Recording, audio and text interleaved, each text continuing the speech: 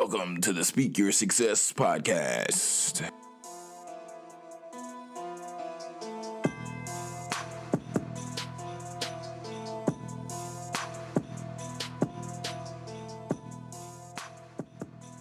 Just 'cause the rainy days got a wet winter wash away until the sun shines and I see your face. Smile at me, smile at me.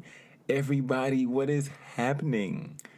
It's your host, best-selling author, and TEDx speaker Jonathan Jones, here to kick off this episode of the Speak Your Success podcast. If this is your first time tuning in, we are glad that you decided to join us today for this episode. If you've been riding along with us along this journey the whole time, we're glad that you still are riding with us and you still believe in the podcast, and we're grateful for you as well. Today, I hope you brought your shovel, because today we're going to go a little bit deep. We're going to dig a little bit on this episode.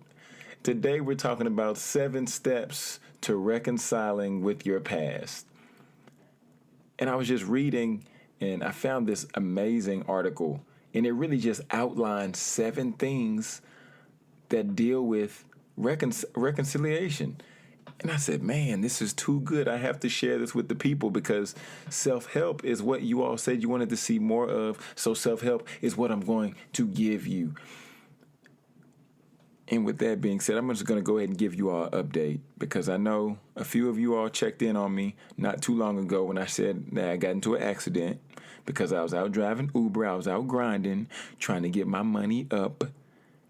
And then I happened to get hit or sideswiped by another individual who had expired insurance, who had expired license. Womp, womp, womp. Anyways. So today I call, I'm like, hey, just wanted to see if my car was going to be ready. You told me it'd be ready. I have to go somewhere. So what are we going to make happen? Long story short, they gave me the runaround. And then after they gave me the runaround, then she told me, oh, you can come and get your car.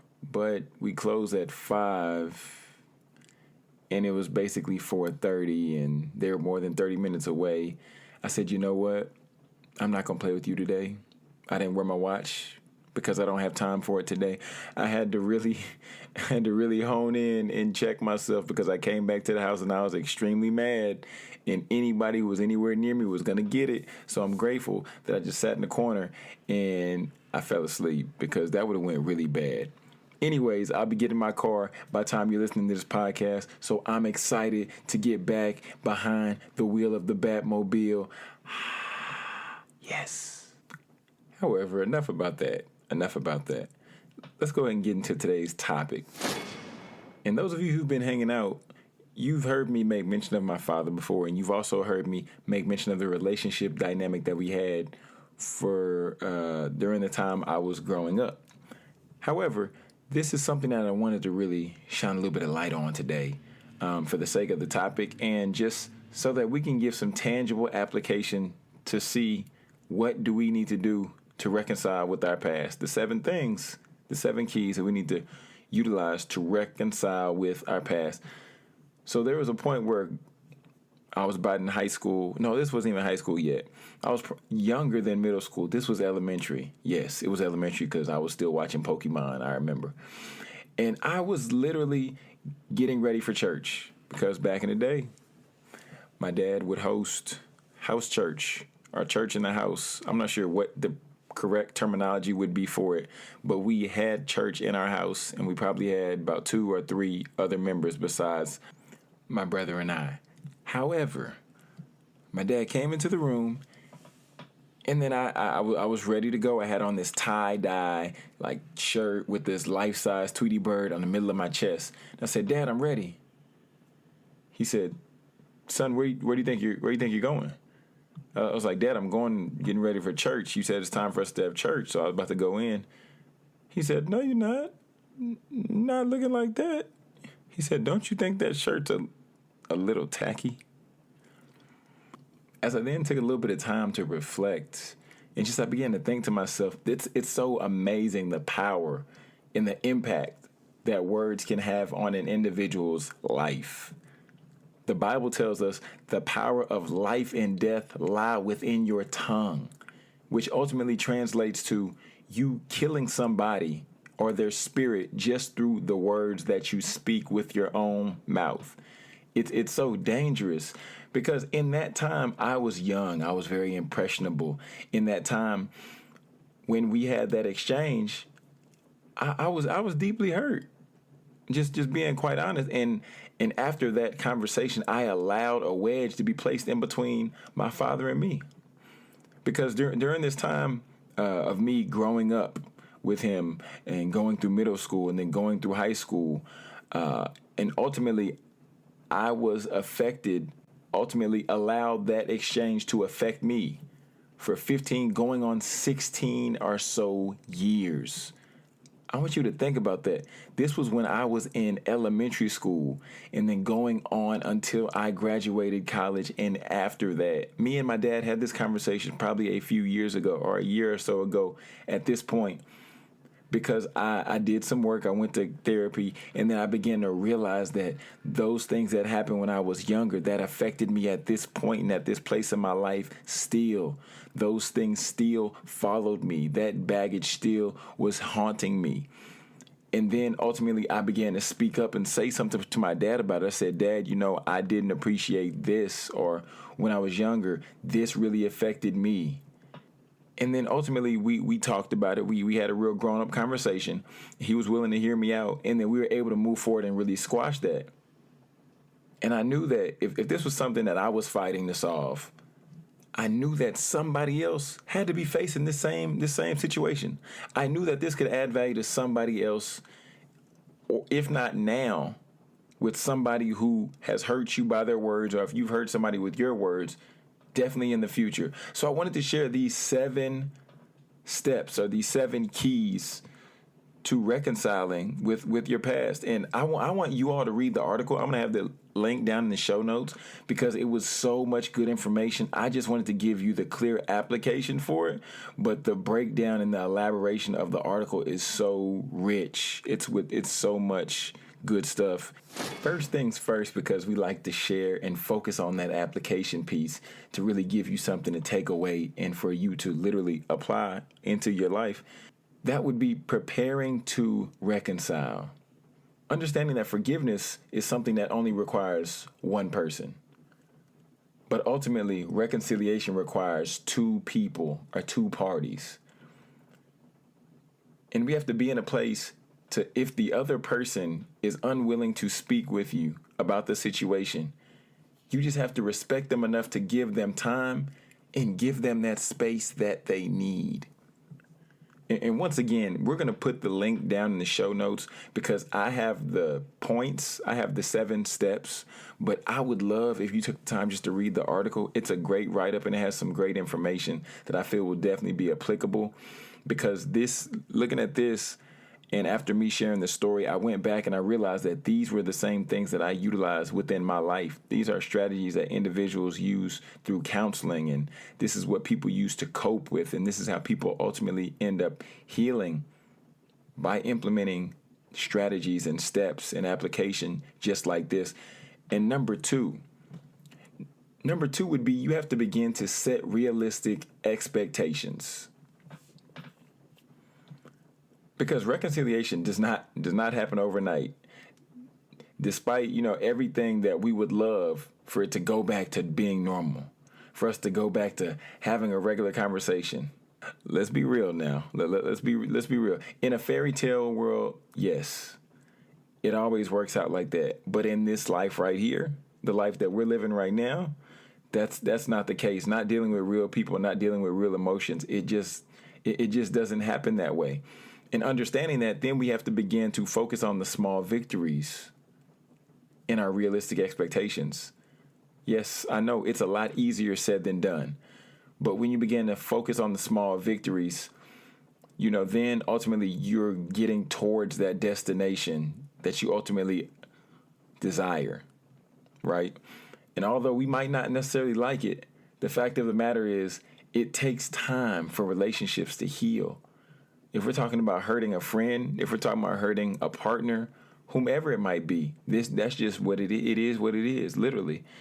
And then the third The third step would be you have to take time to listen to the other person's perspective. Just as I shared in my story, my father, after when we reconvened and we began to talk again, not when we reconvened, because me and my dad never stopped talking, but this is a time when I was able to approach him and he heard me out. He said, son, I hear what you're saying and I hate that I did that to you. But listening to the other person's perspective, this ultimately creates the space for the other person to talk about the relationship from their own perspective. This allows you both to now understand both sides of the issue and keeping you from making the same mistake later in the future. Now you and the other person need to begin to empathize with one another, just as my dad did, because empathy can also lessen the feelings of hurt and anger. And then if you find yourself in this situation, I would want you to begin to think of what would I do if the shoe was on the other foot? What would I do? How would I treat this individual? How would I feel? How would I react? What expectations would I have of myself?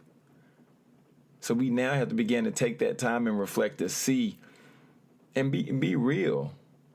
Because if it was somebody who hurt us, we would want them to hear us out, wouldn't we? Wouldn't we? And then number 4, the fourth thing would be apologize for any wrongdoing. Because, after the feelings and emotions that those things have been discussed, you should definitely apologize for any way that you've contributed to those feelings.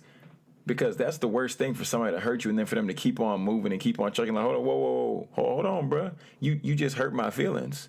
You can't just run over my feelings and then expect everything to be okay and copacetic. That's not how life works.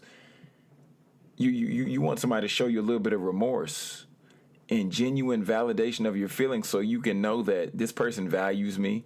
This person values our relationship, our friendship, etc. So therefore, I now will at least take the time to talk with them. I now will, see that they care. So now I'm willing to invest in this relationship. I'm willing to invest in this friendship. I'm willing to do the work because I see that they are serious about doing the work as well, right? And we're going to keep rolling down the list. Number 5 would then be to ask for and or accept forgiveness. Because once you've apologized for your wrongdoing, now it's time to begin the process of forgiveness. Your apology signal that you regret what you've done to somebody and you're taking responsibility. But forgiveness is much deeper than just an acknowledgement. Forgiveness is something that allows you to express any hurt, any resentment, showing that you understand, the root of your emotions and finally letting go of those negative feelings. Because if we hold on to those feelings, then we'll make ourselves sick. Medically, if we hold on to things so long, we then, some people break out in hives. Other people, it's just a myriad of different things and different symptoms that come from holding resentment against people or being angry at people over and over and over the years and just holding on to these things. And ultimately, it just makes you sick to your stomach. So we have to make sure that we ask for and that we're willing to accept forgiveness, because there's no sense in holding that over anybody's head. Because once again, if the shoe was on the other foot and somebody was trying to say, I'm sorry to you, you're like, nah, fam, nah, I'm not going to accept your apology. Why not? Like, who made you ruler over anybody? You're not ruler over anybody, and you've hurt somebody before. So we have to make sure that we're just taking the time to practice integrity. We also want to make sure that we're taking the time just to practice a good moral standard, operating on a good moral compass, because these things are important. Didn't mean to get on the soapbox there. But number 6 is focusing on the present. Like, once you've taken the time and you've discussed the hurt, you've forgiven, and you've apologized, it's important now to focus on what's next, Not taking the time and always bringing up the old history and bringing up the past and rehashing things that have already been dealt with and rehashing those old conversations that have been done with, but you just didn't want to let it go. You want it to be right. It's time to let that stuff go, because we must begin to see that reconciliation is focused on rebuilding. Reconciliation is focused on repairing the relationship. Just agree to leave the past in the past. Because if you don't, then ultimately you'll never be able to enjoy the gift of what being present really is as you begin to transition towards the future. And last but not least, step 7. Step 7, we bring it home here, because step 7, now this is when you begin to rebuild trust. And plain and simply put, trust is the foundation of any relationship. Once it's broken, it takes time, it takes effort, and it takes a true investment to rebuild trust. Both you and the other person must continue to communicate openly. Because if you don't communicate openly, you definitely can't have trust, nor will you have trust. You want to communicate honestly, and you want to be consistent with your actions. And also, you definitely want to be patient.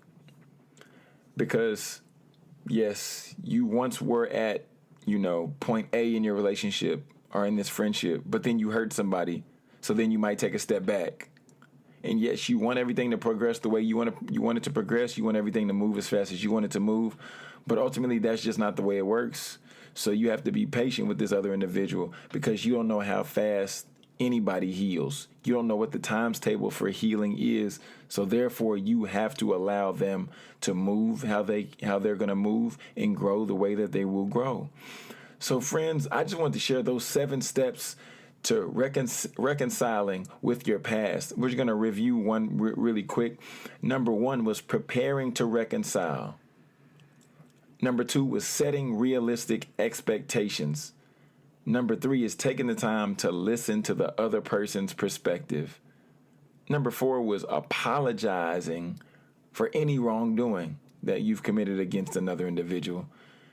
Number 5 is asking for and accepting forgiveness. Because there comes a point in time where that is so necessary. And sometimes we really need to hear it, even though we might not even really know it just yet. Number 6 is focusing on the present. It's such a great gift to be present. Such a great gift to move forward. So don't allow your past to ultimately cripple your present or your future. And lastly, number 7, we have to begin to rebuild trust. Because that's what the foundation of relationships is built upon. Any relationship, it's built on trust. So friends, I wanted to share those with you. And with that being said, now we're going to go ahead and get to the good old transition. And the challenge of the week. So the challenge of the week is pretty simple. I want you to take a moment and I want you to reflect, and I want you to ask yourself, who do I need to reconcile with this week? Who is that individual or individuals that I need to take some time and I need to really get right with them? Because if something happened to them today, how would I feel if I didn't take that initiative to get right with them, to reconcile with them, to ask them for forgiveness, and make sure that I was right with that individual? Because I would hate for that to be on your conscience. I've seen too many stories, and I've heard so many people say that it was a brother, it was a cousin, it was a sister, it was an aunt, whomever it might be. They didn't take that time to get right. They were upset. They were mad. They were bitter at somebody for something that happened way in the past. And then the individual didn't end up making it to see the next day. And now they have to live with that on their conscience for the rest of their life, all because they didn't step up and do what needed to get done. Reconcile your relationships today. You don't want to carry that for the rest of your life. Like I said, I carried mine for 15 years, 16 years. But then ultimately, once I stepped up and had that conversation, then I was freed. from that baggage that I was carrying. I was freed from that weight that I was dragging. It was well overdue. It was time. And today, it's time for somebody else to do the same thing. It's time for somebody else to follow suit and be released. Be free. Life is too short to carry excess baggage. Friends, as we bring this episode to a close, episode number 34, we appreciate each of you rocking with us. We're going to now shift to doing 3 episodes a week. We're going to hit you with the Monday motivation. We're going to hit you with Words of Wisdom Wednesday. And we're going to hit you with another episode on Friday. So every week now you can look towards seeing us 3 times a week. We're giving you episodes straight through the week because 1 episode a week is just not going to cut it. You need something to bring you all the way through the week. So we hitting you at the top of the week. We hitting you at the middle of the week, hump day. And then we're bringing you home on Friday. So that was just a quick update. Also, friends, we love the reviews that you're leaving. We love you taking the time to leave a review. We greatly appreciate it. Leaving those reviews on Apple Podcasts. And just as I stated earlier this week, every Friday, we're going to have the Winner Circle of the Week where we announce an individual that we want to spotlight on who is doing great things, if it be in business, if it be in their personal life. They're just doing phenomenal things. So we're going to spotlight somebody this upcoming Friday, as well as we will have the quote of the week to send you into the weekend with the uplifting quote, a quote to make you critical think, or a quote to even just challenge you to get out there and do something. Now, friends, it's coming to that time again where we're going to go ahead and close out the show. And if you would like to submit a topic to us, or if you would like to sponsor the podcast, or even think about booking me for an upcoming speaking engagement, I would encourage you to just visit jonathanjonespeaks.com, or you can feel free to send me an email to jonathan@jonathanjonespeaks.com. And I would love to have the opportunity to hear about your event. I would love to hear your topic. And I would love to hear how we can add value to you ultimately, because that's what this Speak Your Success podcast is all about. Adding value to you, giving you tangible application through personal experience as well as through some failures, just so ultimately we all can grow and we all can be the best us that we possibly can be. Or friends, if you would like to place an order for your copy of Process, and once again, we're still living in the Speak Your Success 5K campaign, which means every time an individual purchases a copy of Process, we donate a copy to a student during a local presentation or doing an engagement, wherever it may be. So, as we go ahead and close it out, I want you all to say the mantra with me. Say it from deep down like you really believe it. Speak your success, believe in your greatness, and continue to create the life and business of your dreams. Why would you want to live any other way?